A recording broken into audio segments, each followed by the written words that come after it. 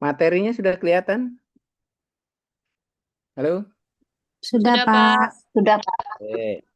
Sekarang kita ke materi berikutnya lagi. Ya, selain tadi ya kegawatan daruratan pada sistem kardiovaskuler, yang pertama tadi adalah di gangguan irama jantungnya. Yang kedua adalah pada sindrom koroner akut atau ACS.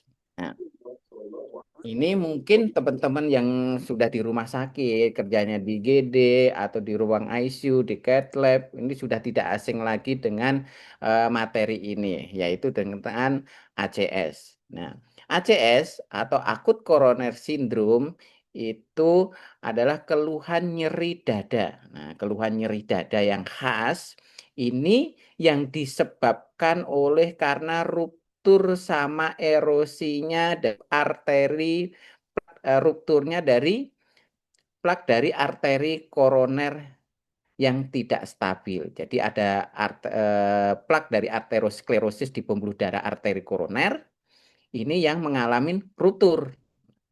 Ini rupturnya ini berhubungan dengan adanya trombosis ataupun bekuan dari bekuan tadi itu mengalir ke pembuluh darah arteri koroner yang menyebabkan terjadinya trombosis bekuannya itu sebagian atau menyebabkan terjadinya penyumbatannya itu sebagian ataupun komplit komplit dari arteri koronernya atau hanya mikroemboli saja. Nah, yang menyebabkan aliran darah yang ke seluruh otot jantung itu mengalami gangguan sehingga alirannya tidak lancar yang menyebabkan terjadinya iskemik dari otot-otot di miokardnya. Itu adalah ACS atau akut koroner syndrome.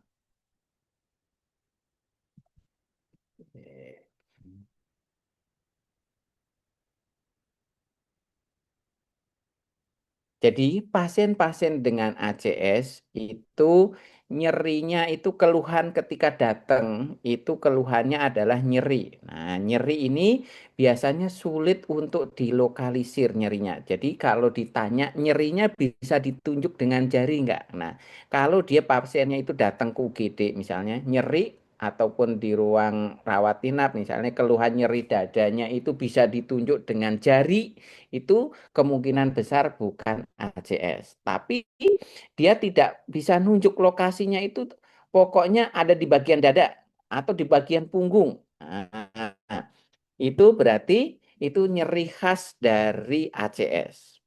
Nah, kemudian rasanya seperti nyeri, terhimpit beban yang berat, kemudian terasa panas atau tertusuk, nah, seperti diremas-remas. Nah, itu nyeri dari khas dari ACS. Kemudian lama nyerinya khasnya itu adalah lebih dari 20 menit. Jadi ketika nyeri sudah lebih dari 20 menit tidak hilang-hilang, itu adalah nyeri khas dari ACS. Kemudian ketika ada aterosklerosis, nah, ada sumbatan di pembuluh darah arteri koroner tadi, yang pertama akibatnya apa? Yang pertama adalah bisa terjadinya ruptur atau plaknya itu bekuan darah di pembuluh darah arteri koroner itu bisa ruptur atau pecah. Nah, ketika pecah, dia nanti akan membentuk terjadinya agregasi trombosis sehingga akan menyebabkan terjadinya koroner trombosis. Nah, yang kedua, dari aterosklerosis tadi itu akan merusak dari sel endotel di pembuluh darahnya.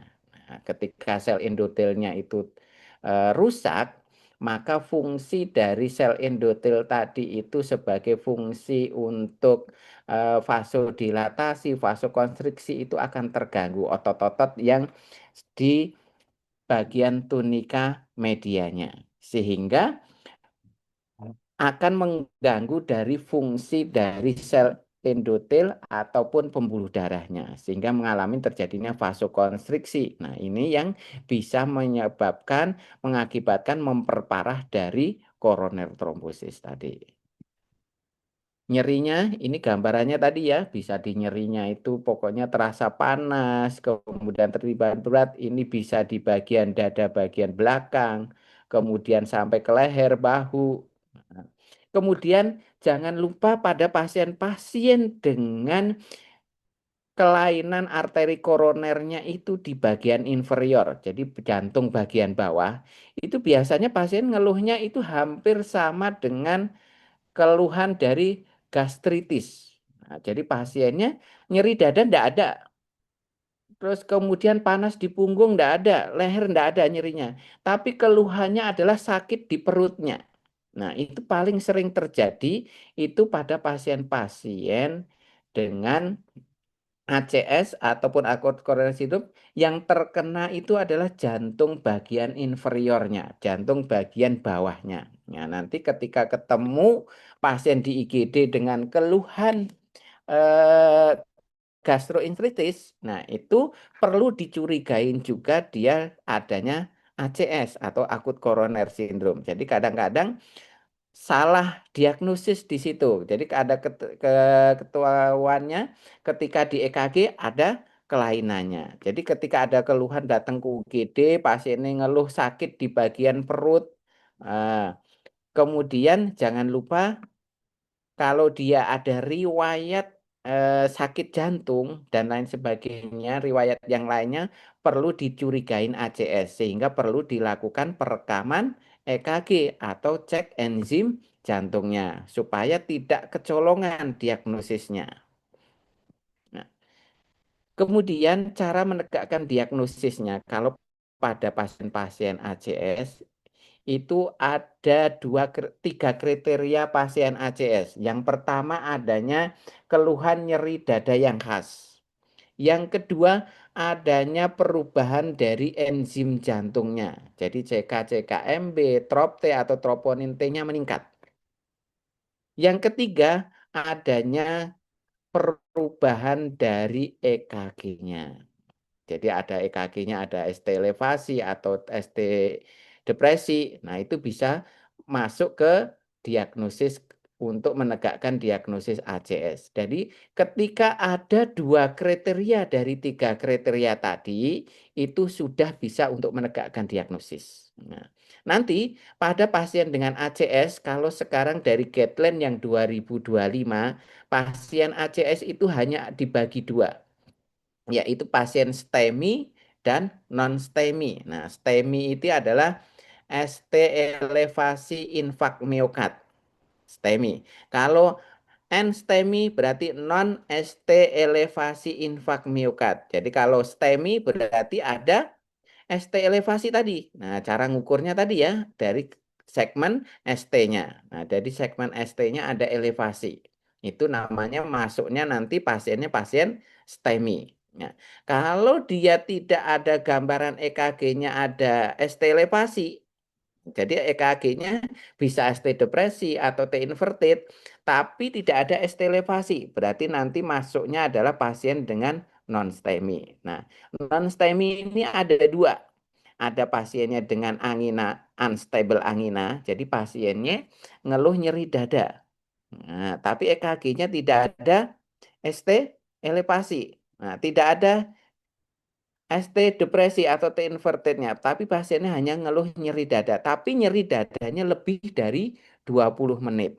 Kemudian biomarkernya, enzimnya masih normal kalau unstable angina. Tapi kalau non-STEMI, ini pasiennya ngeluh nyeri dada khas nyeri dada, tapi enzim jantungnya meningkat. Nah, ini cara menegakkan diagnosisnya pasien masuk ACS atau tidak. Nah, nanti ACS-nya masuk yang kemana? Nanti ada guideline yang di bawahnya lagi. Oke. Kita lanjutkan.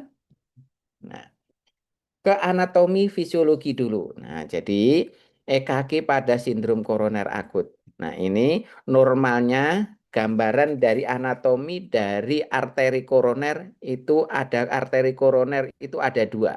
Arteri koroner kanan itu namanya RCA, sama arteri koroner kiri namanya LCX. Nah, LCX ini arteri koroner kiri ini bercabang menjadi dua. Nah, cabang yang ke depan ini namanya LAD atau left anterior descendant, yang ke bagian melingkar ke bagian kiri. Nah, ke bagian kiri ke belakang ini namanya circumflex artery. Berikutnya lagi, nah nanti kalau ada pasien dengan STEMI, pasien dengan ngeluh nyeri dada, kemudian ada perubahan EKG-nya, ACS, nah ini masuknya ke sini. Biasanya EKG-nya dia masih normal, pada pasien normal, ketika dia ada keluhan ACS, nyeri dada, iskemik, nah ini karena adanya trombosis tadi, pembuluh darahnya ruptur, eh, aterosklerosnya ruptur menyebabkan terjadinya agregasi trombosis, menyumbat dari aliran darah arteri koronernya mengakibatkan iskemik. Nah, nanti baru ada gambaran namanya ST elevasi. Berikutnya lagi, dalam hitungan jam dia masih ST elevasinya semakin lama semakin tinggi.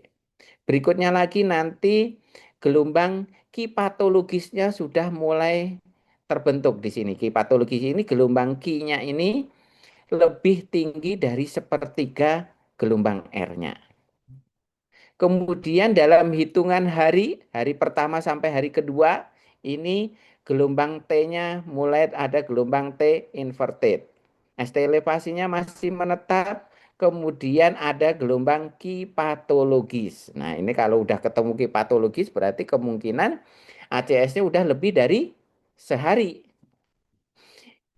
Kemudian kalau hitungannya udah lebih dari 3 hari, ini nanti ada ST elevasinya udah normal kembali, tapi ada gelombang T inverted. Kemudian kalau udah hitungan dalam minggu, lebih dari seminggu, gelombang ST dan T-nya udah normal lagi, tapi ada gelombang kipatologis. Nah, gelombang Q-nya ini udah lebih dari sepertiga. Nanti teman-teman targetnya pada pasien dengan ACS ini kita harus mencegah jangan sampai dia sampai berminggu-minggu atau berjam-jam. Jadi target teman-teman adalah dalam hitungan jam di sini. Supaya apa? Iskemiknya ini gambarannya ini jangan sampai terjadi nekrosis di otot-otot miokardnya. Kalau sudah terjadi iskemiknya udah lebih dari sehari, lebih dari 12 jam, maka sudah akan terbentuk nekrosis di otot miokardnya yang sudah irreversibel kembali. Nah, kalau udah miokardnya udah rusak, irreversibel lagi, nanti kemampuan pompa jantungnya juga akan terganggu. Target teman-teman adalah dalam hitungan jam atau kurang dari 12 jam dari onset.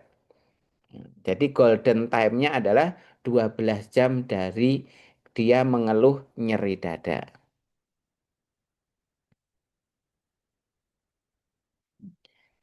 Ini gambarannya pada pasien dengan ACS itu digolongkan dari STEMI dan non-STEMI. Nah, dari gambaran nanti ketemu kalau kita lihat di pembuluh darah koronernya dari angiografi, kalau non-STEMI ini sumbatannya hanya parsial atau sebagian, tapi pada STEMI sumbatannya sudah total. Kemudian dari gambaran EKG-nya, nah, gambaran EKG-nya ini pada non-STEMI ini ada namanya ST depresi, ada gelombang T inverted. Nah, ini kemudian kalau gambaran biomarkernya, gambaran enzim jantungnya, kalau angina unstable, ini enzim jantungnya masih normal. Tapi kalau pada non-STEMI, enzim jantungnya sudah meningkat. Baik CK-CKMB atau TROP-T, nah, ini sudah naik. Nah, pada pasien yang STEMI, kasnya ini ada tadi, gambarannya adalah ST elevasi. Nah, udah ada ST elevasi ini, itu menggambarkan pasiennya masuk dengan STEMI. Nah, penata laksanaannya berbeda. Ketika pasien STEMI sama non-STEMI, nanti penata laksanaannya berbeda. Oke. Kalau yang sumbatannya sudah total ini harus segera dilakukan namanya reperfusi. Nah, kalau sudah nyumbat total seperti ini harus segera dilakukan reperfusi, segera. Tidak bisa ditunda lagi. Jadi golden time-nya yang ini adalah 12 jam dari onset tadi, keluhan nyeri dadanya.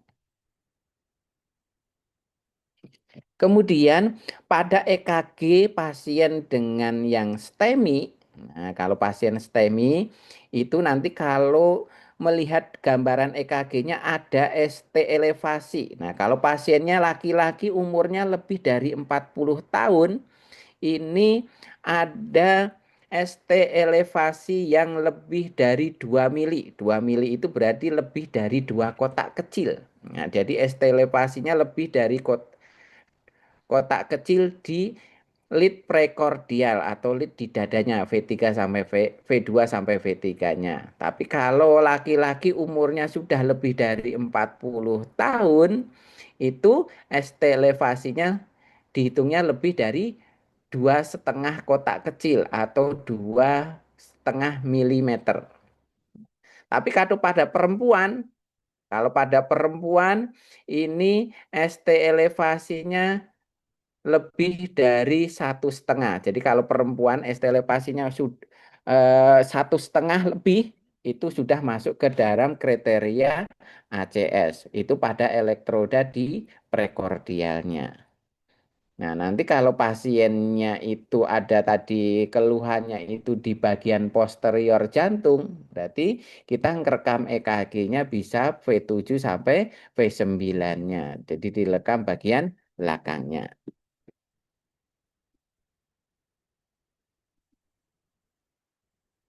Ini lokasi infaknya. Nah, ke lokasi infaknya itu nanti kita bisa ngelihat dari gambaran EKG-nya di sini, di mana dia letak infaknya.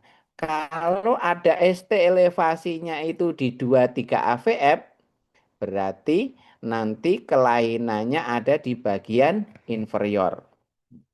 Kalau kelainannya di V1, V2, ST elevasinya di V1 sampai V2, itu dibagi kelainannya di bagian septum. Nanti kita lihat gambarnya ya. Kalau di V3 sampai V4 itu berarti di bagian anterior. Kalau ST elevasinya di lead 1 AVL V5 sampai V6 itu berarti di bagian lateral ventrikelnya. Kita lihat gambarnya. Gambarnya, oke. Jadi nanti kalau kelainannya itu ST elevasinya di lead 23 AVF itu berarti di bagian inferior jantungnya. Nah, inferior jantung ini yang saya katakan tadi nih. Sering pasiennya itu ngeluhnya nggak nyeri dada, tapi ngeluhnya adalah di bagian abdominalnya, nyeruh sakit perutnya. Ini paling seringnya di inferior itu. Kalau kelainannya tadi V2 itu di bagian septumnya ini. Septum itu pemisah antara ventrikel kanan sama ventrikel kiri. ST elevasinya di V2 sampai V3. Kalau di lateral itu di V3 sampai V4. Di anterior itu V3 sampai 4. Kalau di V5 sampai V6 sama di 1 AVL itu bagian lateralnya. Lateral itu di bagian sampingnya. Itu yang kena berarti nanti bagian pembuluh darah arteri koronernya di LCX-nya. Kalau bagian depan anterior yang kena adalah di LAD-nya. Kalau di bagian inferior ini yang terkena biasanya adalah di RCA-nya. Ini gambarannya ya, gambaran EKG tadi, kelainan-kelainannya di kalau kita lihat dari gambaran EKG-nya. Nanti ketahuan kelainannya di kalau 23 AVF kemungkinan besar tadi pembuluh darah yang tersumbat adalah di RCA-nya. Kita lanjutkan untuk penata laksanaannya lagi. Ini gambarnya hampir sama yang di atas. Untuk posisinya aja, posisi letak dari gambaran sumbatannya.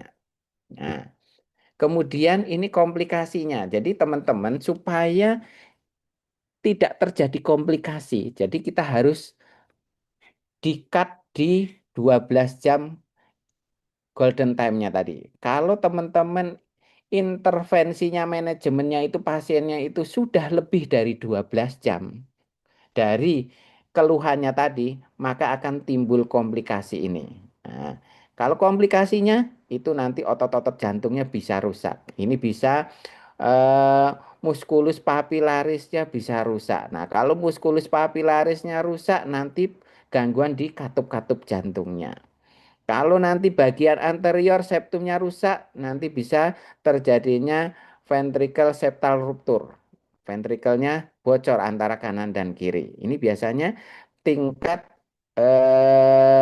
hidupnya harapan hidupnya biasanya kecil kalau sudah ruptur IVS rupture ini. Kemudian otot-otot miokardnya bisa bocor di sini. Nah, ini apabila tidak kita lakukan penata laksanaannya.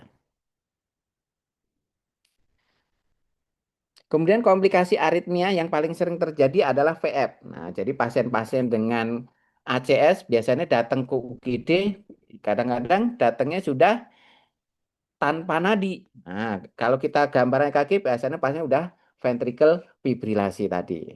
Atau bisa juga kalau masih ini masih sadar kadang-kadang muncul adanya TAVB atau ventricle tachycardia yang munculnya. Biasanya udah terjadi gangguan aritmi kalau tidak segera kita lakukan penata laksanaan. Tergantung sumbatannya. Kalau sumbatannya semakin banyak, nah kemungkinan bisa aritmia ini bisa muncul sewaktu-waktu. Bagaimana penata laksanaannya? Penata laksananya, rantai penata laksananya yang pertama adalah segera cepat kenalin tanda-tanda STEMI. Nah, jadi kalau pasiennya udah ada keluhan nyeri dada, segera apa? Lakukan hubungi dengan emergensi. Nah, tim emergensi, kemudian pre-emergensi ini seharusnya sudah dilakukan perekaman EKG. Sebelum dia masuk ke rumah sakit, tim emergency ketika datang harus segera mendapatkan gambaran EKG-nya. Sehingga bisa menentukan ini pasiennya STEMI atau non-STEMI. Kalau pasiennya STEMI, harus segera dirujuk ke rumah sakit. Nah, rujuk ke rumah sakit yang mana? Rujuk rumah sakit yang ada fasilitas cath lab-nya.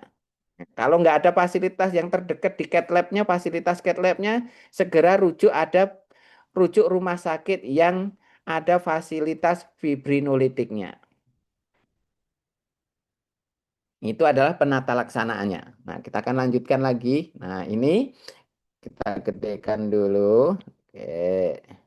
Jadi, ketika ada pasien dengan ACS, di luar rumah sakit, biasanya pasien ACS itu ngeluh nyeri dada itu biasanya ada yang datang ke rumah sakit sendiri, ada yang sudah tidak sadarkan diri. Biasanya kalau masih sadar, biasanya dibawa sendiri oleh keluarganya ke rumah sakitnya. Tapi kalau pasiennya kita temukan sudah tidak sadarkan diri, biasanya kita sudah dipakai ambulan gawat darurat. Nah, jadi kalau pasiennya sudah tidak sadarkan diri karena tadi gangguan irama jantungnya misalnya udah VF nih, udah ditemuin, udah telepon tim emergency. Nah, ketika sudah dibawa ke rumah sakit, tim emergency harus segera melakukan perekaman EKG kurang dari 10 menit.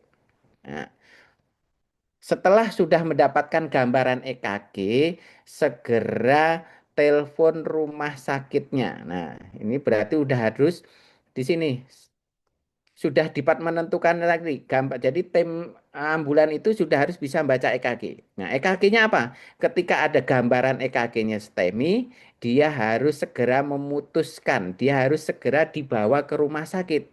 Rumah sakit kalau yang terdekat ada fasilitas cath lab-nya segera bawa ke situ untuk segera dilakukan namanya primary PCA. Nah, tapi kalau rumah sakitnya ndak ada cath lab-nya, ya, segera cari rumah sakit yang kemungkinan bisa adanya terapi trombolitiknya. Berikutnya lagi, ketika sudah nyampe ke rumah sakit, tim emergensi lagi, tadi bisa langsung di bypass ke ruang cath lab-nya. Lebih baik itu, jadi nggak usah lewat UGD. Kadang-kadang kalau lewat UGD akan lebih lama lagi, karena golden time kita nggak lama-lama, kurang dari 12 jam. Padahal kalau yang pasien kita temukan sudah tidak sadarkan diri di lapangan, itu kita nggak tahu. Tadi itu kejadian mulai dia ngeluh nyeri dada tadi udah berapa lama. Nah, kadang-kadang sudah lama itu baru dia terjadinya henti jantung, henti napasnya, henti jantungnya. Maka sekarang ketika sudah nyampe ke rumah sakit yang ada PCA-nya, segera kalau bisa langsung bypass ke ruang cath lab-nya. Tapi kalau ini tidak bisa, masuk ke UGD dulu. Nah, ketika udah masuk ke UGD, segera lakukan di UGD situ, di departemen emergensinya, kolaborasi dengan cath lab-nya. Nah, sambil dipersiapkan pasiennya untuk dilakukan primary PCA. Jadi di rever primary PCA itu nanti dibuka lagi pembuluh darah arteri koroner supaya ada sumbatannya itu bisa dialirkan. Jadi nanti dipasang balon di situ. Nah, kemudian kalau tadi strateginya ya, kalau pasiennya itu tidak ada rumah sakit rujukannya itu tidak ada fasilitas cath labnya, segera rujuk yang ada fasilitas trombolitiknya. Jadi nanti pasiennya dikasih obat trombolitik di situ. Nah, kalau door to lysis itu kurang dari 30 menit. Jadi udah nyampe IGD, waktunya di IGD jangan lebih dari 30 menit untuk dilakukan trombolitik. Jadi obat pengencer darah di situ. Nah, kalau PCA waktunya adalah kurang dari 90 detik sampai 120 detik.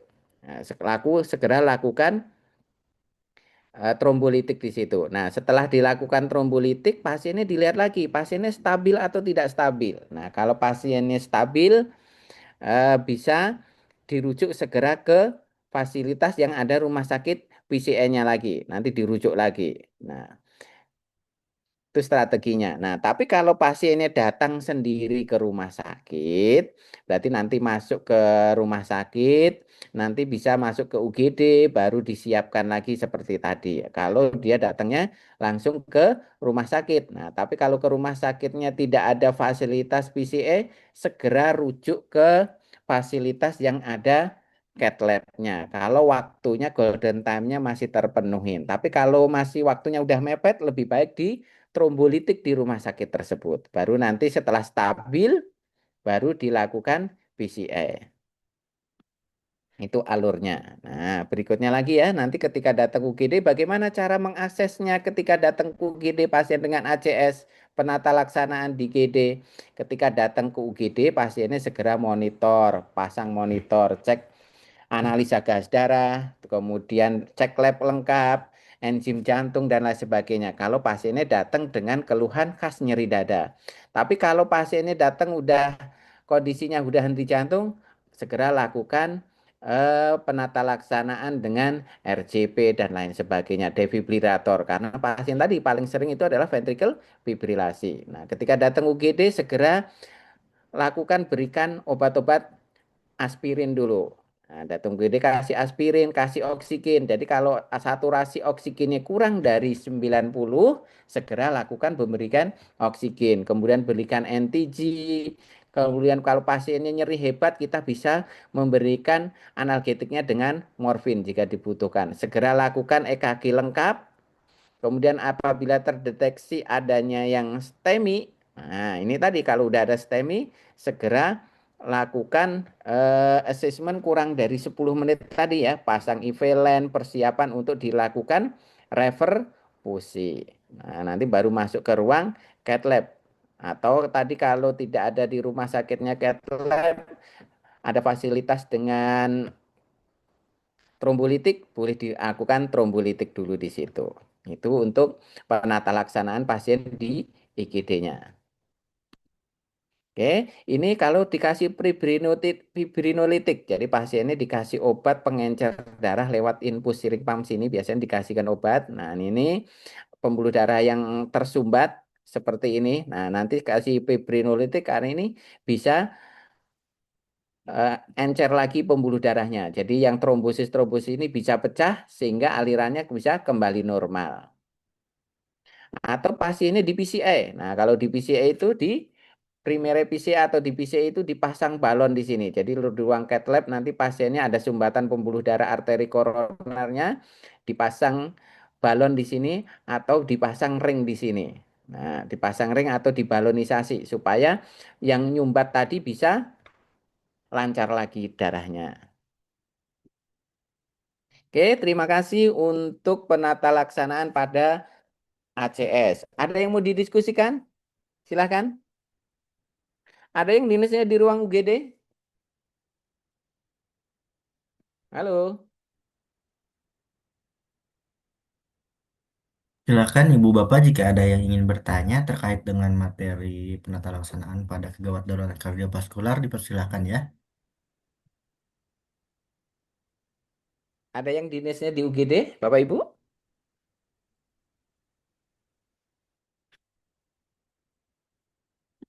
Halo, ada di ruang IGD atau di ruang ICCU?